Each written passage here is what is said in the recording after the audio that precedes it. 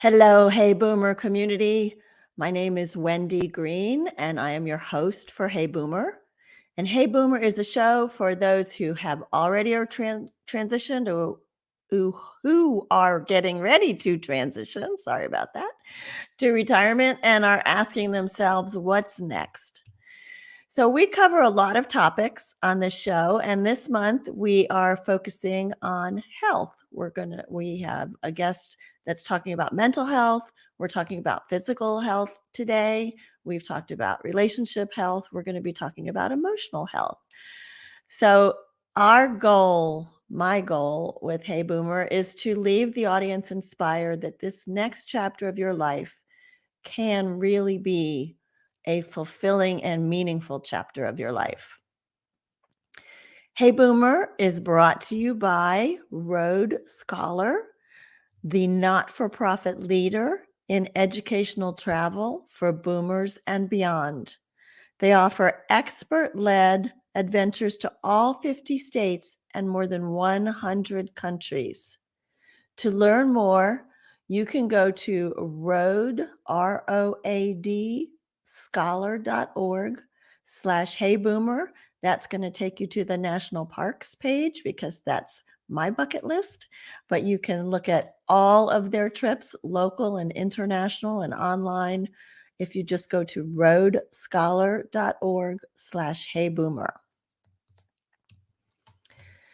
So when I was preparing the topics for this month of health, I knew that I wanted to talk about healthy eating. Nearly 43% of adults aged 40 to 59 are overweight or obese. And among those 60 and older, 41% are obese. As part of the Hey Boomer community, living healthy lives is part of living meaningful, fulfilling lives. And I know that we have all tried a multitude of diets with mixed success. So when I read about the Whole Body Reset program in the AARP magazine, I felt confident that this would be a reasonable program based on science and not the diet of the month.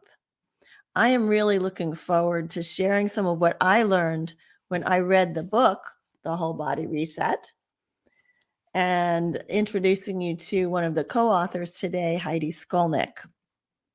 So who is Heidi Skolnik?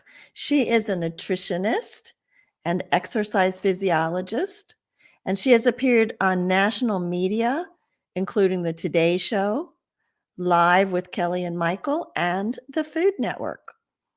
Heidi oversees performance nutrition at the School of American Ballet and the Juilliard School, and has been part of the Women Sports Medicine Center at the Hospital for Special Surgery for over 20 years. She previously served as team nutritionist for the New York Giants, the New York Knicks, and the New York Mets. She sits on the advisory board of the National Menopause Foundation and served on the board of the National Osteoporosis Foundation for 10 years. Heidi is the author of Grill Yourself Skinny and co-author of Nutrient Timing for Peak Performance and the Reverse Diet, as well as the co-author of The Whole Body Reset, which is what we're talking about today. So as part of today's show, I am offering 2 copies of The Whole Body Reset to my listeners. To get a copy, here's what you need to do. You first need to send an email to your friends and family and invite them to subscribe to Hey Boomer. And the link is on the screen. It's bit.ly/heyboomer-subscribe. Copy me on the email that you send so that I know who asked friends to subscribe. I promise not to email your friends, but by the end of the week, I will see who got the most friends and family to subscribe, and the top 2 listeners will win a copy of The Whole Body Reset. So looking forward to giving these books away because you're going to love them. But before I bring Heidi on, let's do my never too old stories. So the first one is about a man named Hugh Calkins. And Hugh practiced law for more than 30 years in Cleveland, Ohio. He originally studied engineering at Harvard and was editor of the Harvard Crimson. He graduated early and enlisted in the Air Force. And when he was out of the service, he went to Harvard Law School. When he retired from his law practice, Hugh went to John Carroll University to get a teaching credential, and he taught math at inner city schools in Cleveland. Eventually, he started a charter school and ran an organization called Initiatives in Urban Education. Upon his death at 90, Hugh's son wrote, he cared deeply about injustice, poverty, the rule of law, and the right of every child to a high-quality education. So how cool is that? He totally reinvented himself from a lawyer to a teacher and an advocate for quality education. I loved that story. My second story is about Carol Burnett. Carol Burnett, who you all know, she was born in 1933 and started out as a shy, sad girl whose parents were alcoholics. She was raised by her grandmother. At UCLA, she studied theater arts and English, but she left early to move to New York and pursue musical comedy. Her first real success came in 1959 in a musical comedy called Once Upon a Mattress, for which she was nominated for a Tony Award. She then became a regular on The Gary Moore Show and appeared in the special Julie and Carol at Carnegie Hall with Julie Andrews. The Carol Burnett Show debuted in 1967. Over time, won 23 Emmy Awards, and the show ended in 1978. So that's just 11 years, and it seems like it was on like so much longer than that. But it certainly has continued in syndication. In 2017, at 84, CBS aired the Carol Burnett Show 50th Anniversary Special.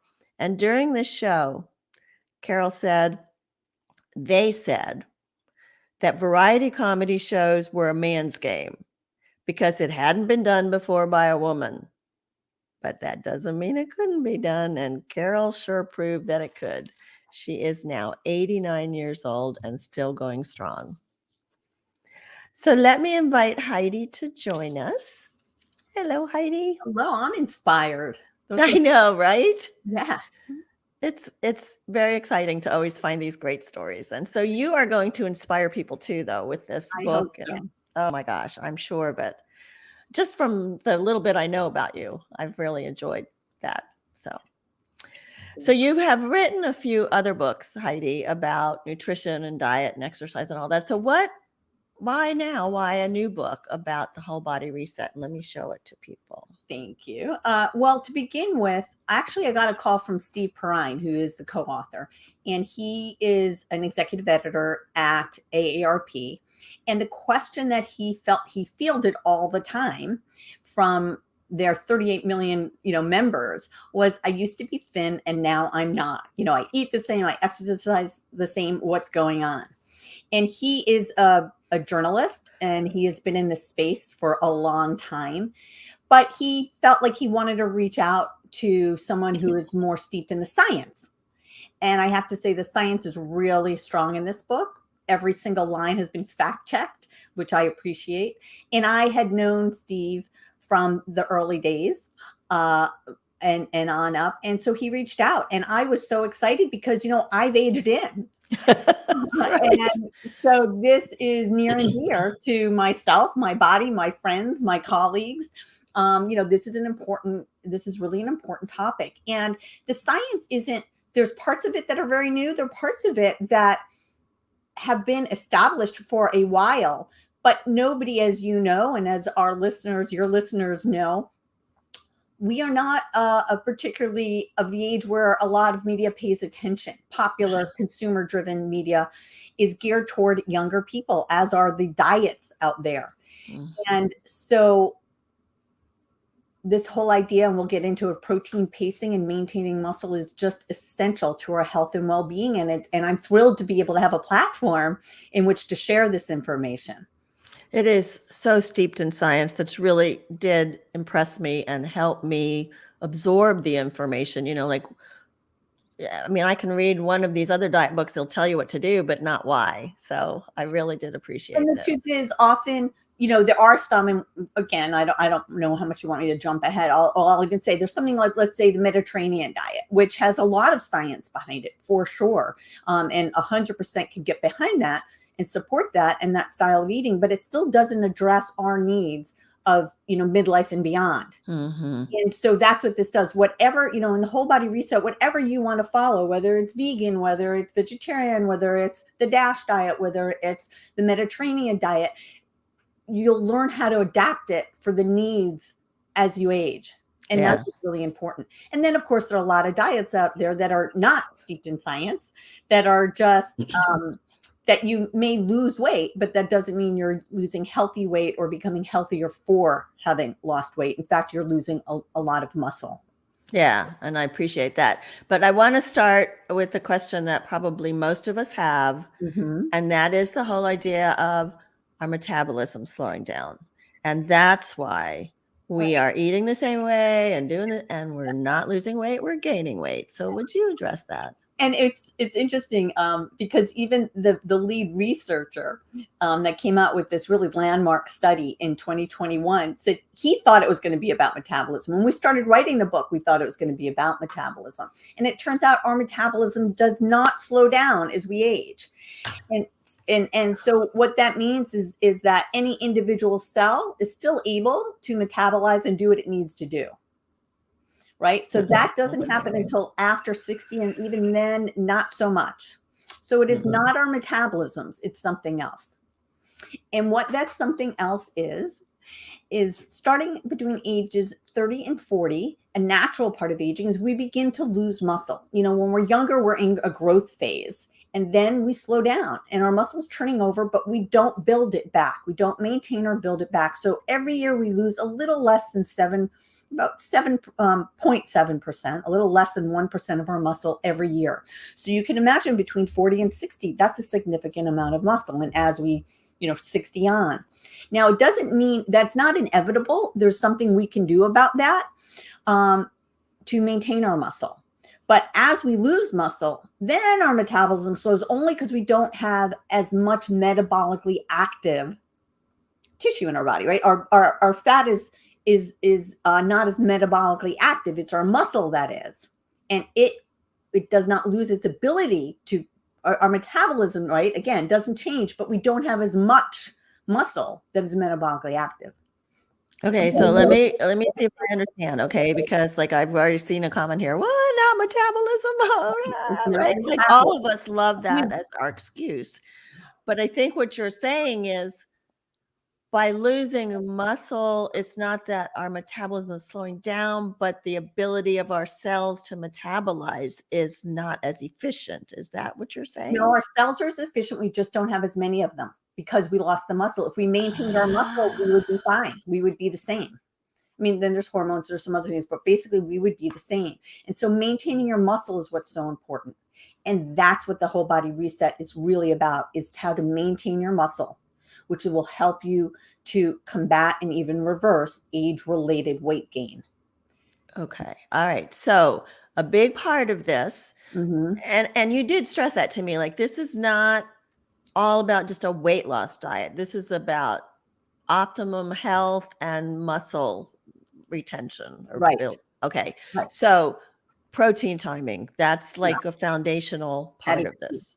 So what happens again as we get older, when you're young and you drink that glass of milk, 8 grams of protein, it all, you build muscle, right? You see these young kids and they're just like, wow. And then, but as we get older, we are what's called anabolic resistance. Our muscle says like, hey, I need a lot more than that to get going here. And so to press that muscle building button, you need more protein and you need it more often. So you need to have 25 to 30 grams of protein per meal. So in order to press that muscle building button, right? For your muscle to get over its resistance, and for it to get out of bed, you need to have enough.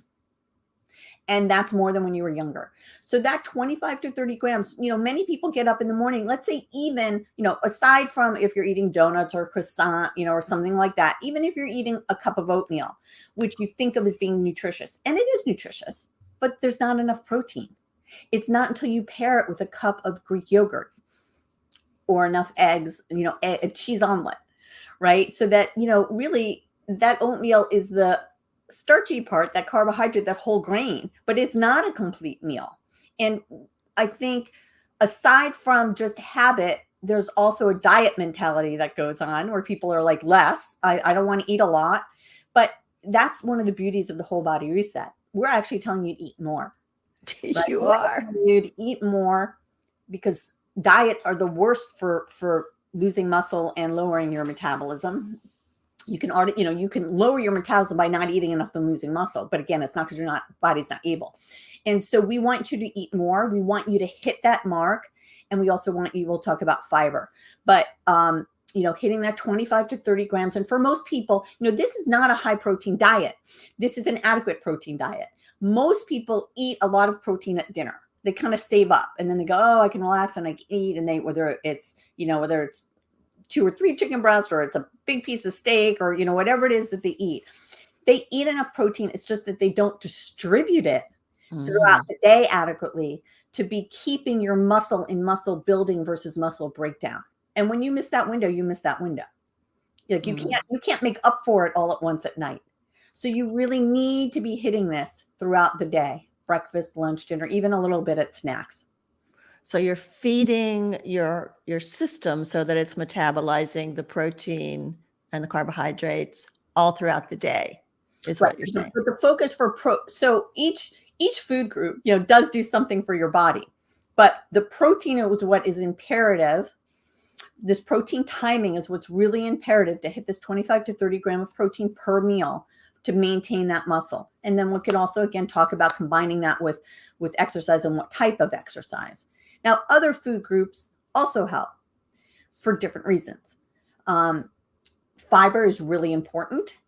And fiber not only helps us to feel full, which is great, but it serves many different functions. The foods that are higher in fiber are also mostly nutrient rich. So it's giving us many nutrients that we absorb less of as we get older. It also feeds our gut microbiome, right? Our gut health is crucial to our well-being as we age. And so our microbiome, which is filled with bacteria, some are good, some are not so good, but we need them. So we want to have more good than bad. And that affects our immune system. That affects our ability to digest. Like you and I can both eat a calcium-rich food, but not absorb the same amount of calcium if our gut health is not healthy. If one of us is gut microbiome and one doesn't, we're not going to absorb the same nutrients. So fiber really helps to feed our microbiome and keep the healthy bacteria working. And so is this just like the raw vegetables, raw fruits, or can you also do supplements like the Metamucil supplements or those kinds of things? Food first is always important because we get a lot of nutrients in food. We're not just getting one thing. And it doesn't have to be raw. I mean, cooking is a great way. In fact, again, we want you to have some good healthy fat. When you make a stir fry, adding some fat to that stir fry helps to you absorb some of the fat soluble vitamins. A, D, E, and K need some fat in there. For you to absorb vitamin D, you need some fat. And healthy fats are also anti-inflammatory and seem to really help muscle, which I don't think people think of, but really help muscle, the mitochondria, stay active and healthy. And what do you call a healthy fat? Avocado, olive oil, salmon, all of those. Okay. Yeah. I didn't mean to interrupt you. Keep going, but yeah, and then there's the nutrients that are in those fiber-rich foods. But I'll defer to you. And because you had said something about calcium earlier, which I know we get a lot of calcium from things like broccoli, but also in the diet, you talk a lot about dairy. Yes. And, as someone who is, watches my weight, I'm like, dairy, like that's high fat. Like, really? You want me to eat brie cheese and, big whole food yogurt and stuff like that? Yes, yes. So, of course, there's yogurt. You can have whole fat, you can have low fat. That's based on your total diet and your choices and your preferences. But dairy is a food that's very accessible, affordable, and very nutrient rich. So we need the calcium, which we absorb less of as we get older, and our needs become a little bit higher, especially for women post-menopause. We want to keep our bone health strong, and also adequate calcium is related to managing blood pressure. But we also, so that's a great way to get it in. You need a lot of broccoli to reach the same amount as you would through yogurt or milk or a piece of cheese. So, people have this all or none mentality, but having, an apple with an ounce of cheese as a snack gives you some protein, gives you some calcium, gives you some fiber, and it's very satisfying. And being satisfied, enjoying your food and being sated is a wonderful thing, and in and of itself helps. And then things like yogurt, again, are fermented and really help our microbiome, our gut health. And so there's many reasons. Dairy is also high in an amino acid called leucine. And leucine happens to be a spark plug for muscle building. So it is not the only food that has it. Other foods have it as well, but it is a bit more abundant in dairy and in animal protein, but it's also found in vegetable sources, plant-based sources, but it is very prevalent in dairy. And so, this is a very inclusive diet and very expansive. But again, if you choose to be dairy-free, we give you lots of options for dairy-free. So it's, if you want to be plant-only, I think you can be plant-based without being plant-only, right? You could be flexitarian. And because again, there are so many nutrients, and the broader the foods that you take in, the more choices you have, the more satisfying it is, the easier it is.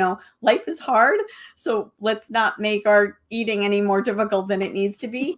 But whatever you choose, we give you choices, we give you options, and we show you where you can get, fiber, where you can get protein, including plant sources. Yeah, you do a really good job of that.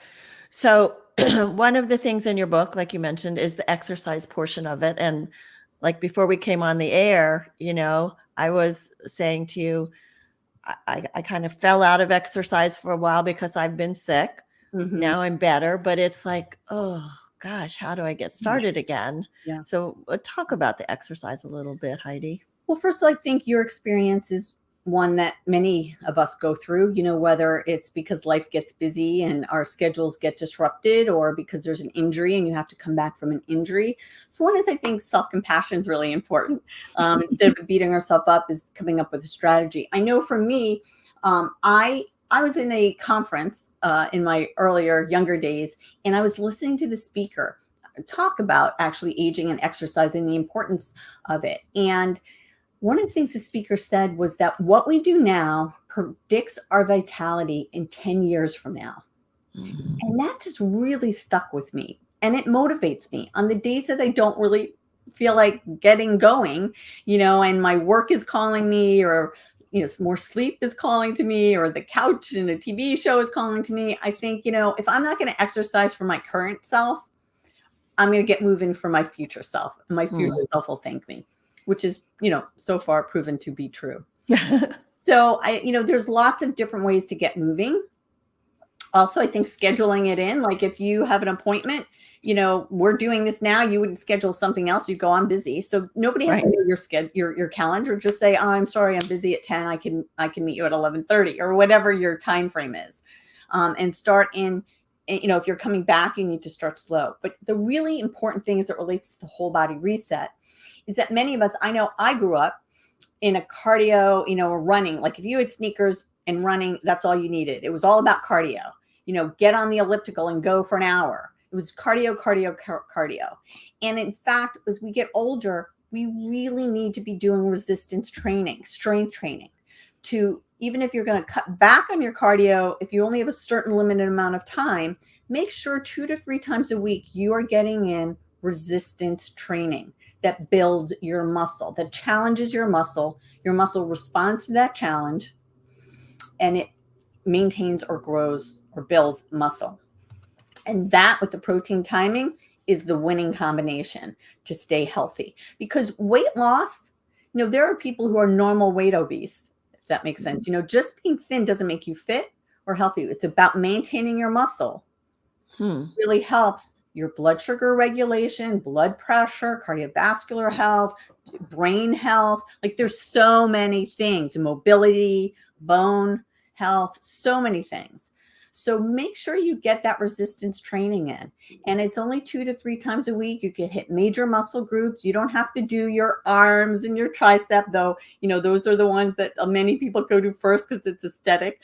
But really hitting those major muscle groups is so important to your well-being.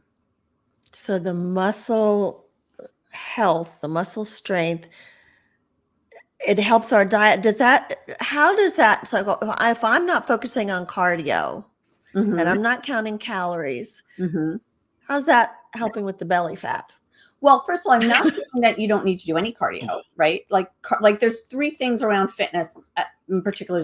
Yes, cardio. I'm just saying you don't have to do hours and get out there and do more and more and more.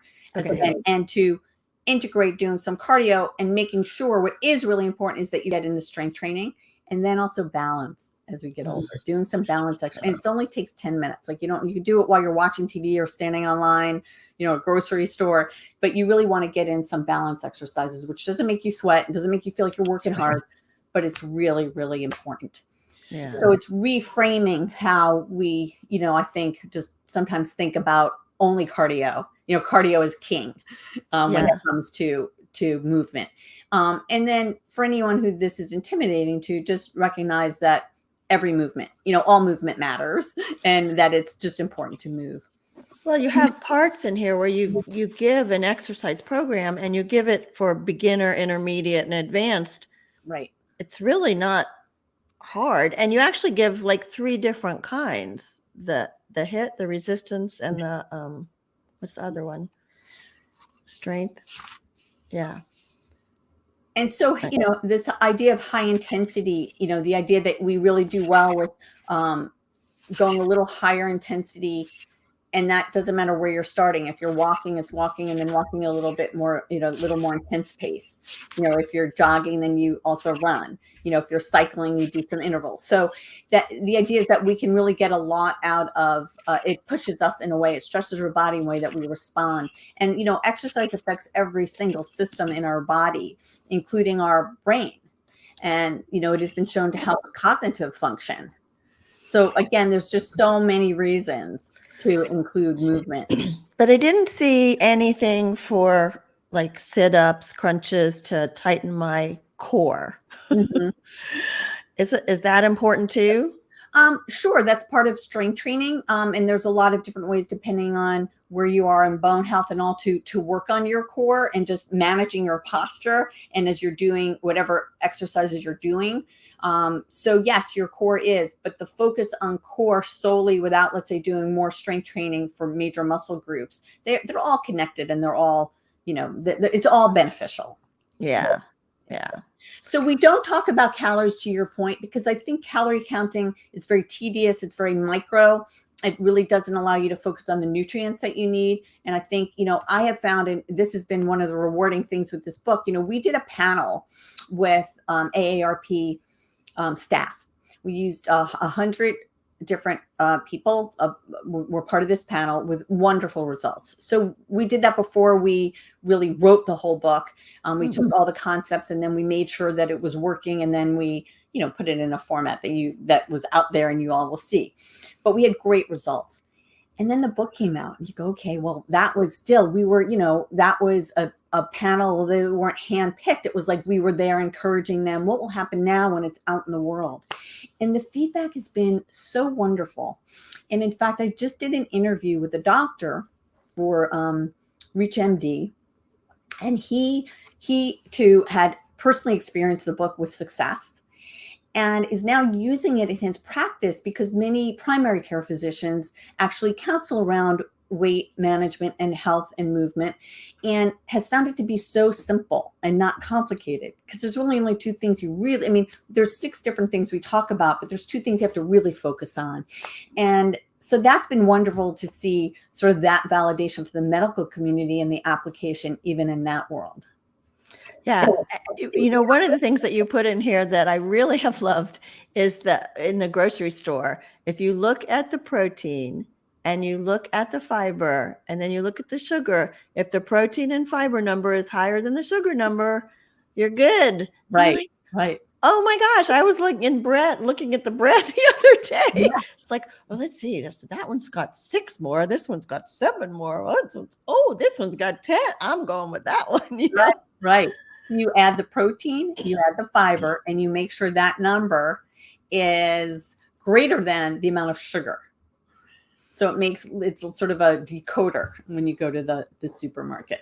It's awesome. And my boyfriend he's like, add the protein, add the fiber. So say that's 5 and 5, you got 10. And sugar's 2.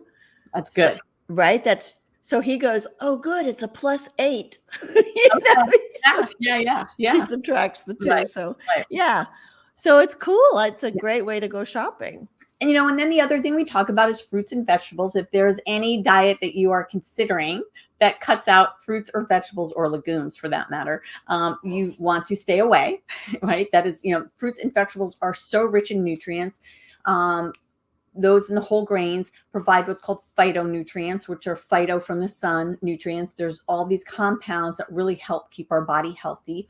And the dark green leafies, which aren't always very high in fiber, but do provide valuable folate, vitamins that really help keep our brain healthy.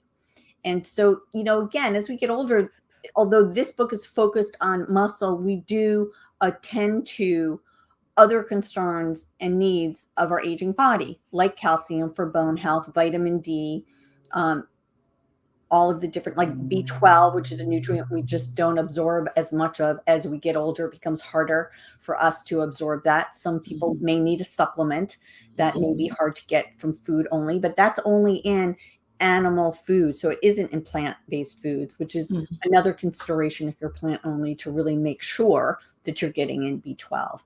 So we do try to address many other nutrients that we care about as we age.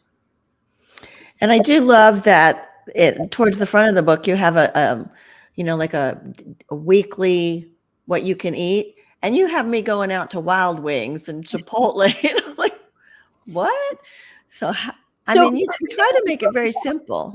We are realistic with how people's lives are. Some people cook all the time, and we have all these recipes that we hope you enjoy, and other people eat out more, and some people do both. And so you're going to eat out. So how do you manage that? Whether it's, at fast food or convenience dining or more fine dining, we give you the tools to be able to do this no matter where you go. There are choices you can make and ways that you can make it happen. As we acknowledge, cupcakes happen, birthdays happen, pizza happens, so how do you manage that? And it's not that, when you said you don't have any counting calories, you're not counting calories, but of course portions, matter. We're not, but you'll find that when you focus on what you should be including and can be including and is satisfying, and your body, is getting what it needs, a lot of those cravings become a lot less. And it's not hard. You're feeling good. You're eating what your body needs. And so it's not so hard. You don't have, when you eat more earlier in the day, which is, I think people find at first kind of stunning because they're not used to being sated early in the day. They're used to sort of getting their hunger up and up by the time dinner comes. And then they do what I call refrigerator surfing, after dinner, like they've eaten, but they're still, that becomes less. Right? That urge to do all that. Just when you eat early in their day, you're not as hungry. You're still hungry, you want dinner, but you don't have that insatiable hunger. Yeah. And I really have enjoyed some of the recipes in here, but I also appreciate that there's a whole summary in the back that shows the different protein levels of so many different foods. So, I have friends on watching now that are vegetarian, and or vegan even, so they can still do this protein timing, get enough protein, get enough fiber, get enough non-dairy foods. Absolutely. One of the challenges, again, are even people, whether they're vegan, vegetarian, carnivores, whatever, they might get a salad, let's say, thinking, I want to be healthy. But their salad has maybe a quarter cup of beans and a sprinkle of cheese and lots of lettuce and vegetables. And that may seem, again, healthy. And of course, it is nutritious, but there's not enough protein in there. You're not hitting that 25 grams. So unless you're going to put in tofu, or you're going to put in a cup and a half of beans, or stack it where it's a half a cup of beans and an ounce of cheese and an ounce of nuts, you have to stack it in a way to hit the mark. And then you talk about hemp seed and flax seeds too, right? As a big part of how to add additional protein to the diet. It's one option. It's not for everyone, but it is an option, especially those who are plant-based but for everyone, is one more option, as a way to sort of top off hit that protein mark. And then, for many people, smoothies in the morning. Like if you're not used to eating I love a big breakfast in the morning. I look forward to that. Or in a hearty or substantial one, because it doesn't really have to be that big. I mean, a cup of yogurt and berries and some nuts. That's what I had. But for some people, having a smoothie really works for them. And we give a lot of recipes on smoothies and using a protein powder. Again, some people like it, some people don't. It's okay, whatever works for you, but it's convenient. And it is a way to hit your protein mark in the morning if you're on the go, or you just, you don't really, you just don't wake up with an appetite. Although sometimes people who eat late at night, they're not as hungry in the morning. And when they begin to shift, so they're eating more, their calories are more evenly distributed throughout the day, find that they do wake up more hungry. Yeah. That's another thing, smoothies, or as a snack in the afternoon, it all works. Smoothies. And you even had suggested protein powder in oatmeal. So you're still getting the benefits, the heart healthy benefits of the oatmeal. Absolutely. I thought that was a brilliant idea. Actually, I also want to mention this idea of the breakfast, because intermittent fasting is one I find of particular interest to people our age. Is the dietary, they've heard it out there, and there's lots of different variations on theme. For those of you who aren't familiar, intermittent fasting can be where you eat within a certain window of time, like between 12 and 8, or it could be a 5-hour window, or you might skip days or even fast on a day or so. So there's lots of different variations. But it really, a study just came out, another one that we quote in our book, that came out, and I think it was in JAMA, Journal of the American Medical Association, very well done. And it looked at a control group and the intermittent fasting group, which basically means you're missing breakfast. And when they were both calorically even, both groups lost weight. Like there was no magic. It wasn't more weight loss with intermittent fasting. When it was controlled and both were having the same amount of calories, both groups lost weight. But the control group maintained, and by eating 3 meals a day, maintained more muscle. So when you lose weight, you lose muscle no matter what, it's how much. So the intermittent fasting group lost 60% muscle. Wow. 40% fat. And the control group lost 30% muscle, which meant they 30%, 30% muscle and 60 and 70% of fat. So big difference. Yeah. So I do not recommend for our age group intermittent fasting. I think you can use sleep as if you can stop eating after dinner and then wake up the next day, that's your intermittent fasting. There you go. Hours. There's even some evidence, though, for some people who are really losing muscle and sarcopenia, that having a higher protein snack before bed can be beneficial and not affect weight.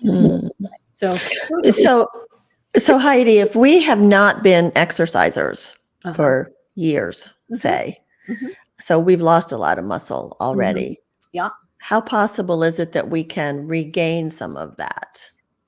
totally possible. Isn't the body is amazing, and the studies have been done to octogenarians, like, into your 80s and 90s, that when you add resistance training, your body responds. Now, again, you might have to start at a lower level and slowly and gradually build up. You don't want to overload without building. You might want to reach out to someone, to an exercise specialist who really understands our age group or whatever other limitations you may have. You might want supervised, training and to go slower and build up. But the fabulous news is our body responds, and you can gain strength no matter what your age. That is inspiring.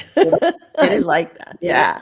And we can live strong, vital, healthy, engaged lives. We all want, I think I'm going to project and say we all want the same things, right? We want, some people want to climb mountains and some people just want to climb steps, and some people want to be able to get on the floor with their grandchildren, and others might want to go on longer bike rides. So maybe we don't all want the same thing, but we want to be engaged in whatever choices, whatever lifestyle we have. We want to be able to do it and do it fully. Yeah, totally. So we are getting to the end of time. So I always ask my guests to give me 2 or 3 takeaways that really bring the message to the audience.